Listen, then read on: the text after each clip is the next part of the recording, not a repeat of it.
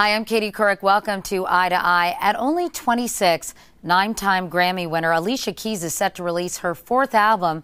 In an interview for CBS News Sunday Morning, she told Russ Mitchell how growing up in Manhattan's Hell's Kitchen influenced her love of music. Alicia, this is the old neighborhood, huh?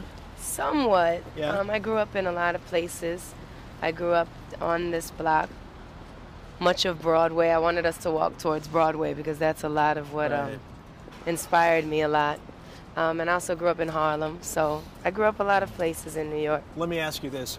How did growing up in this neighborhood affect you musically? This neighborhood definitely affected me musically. I mean, picture 10, 12 years ago, it was a totally different place. You know, 42nd Street was much more desolate.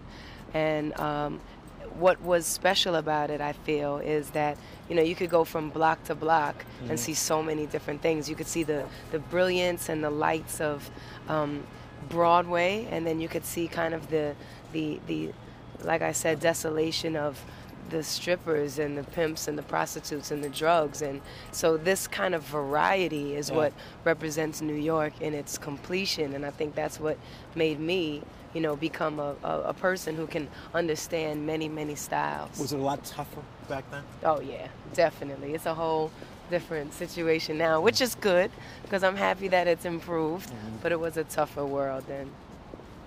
Let me ask you this. We talked about your mom. We sat down and talked. How close are you to your mom? Extremely close. She's like, you know, one of my main rocks in my world. I call her my rock. You know, she anchors me. She is the woman that raised me. She's the woman that made me who I am.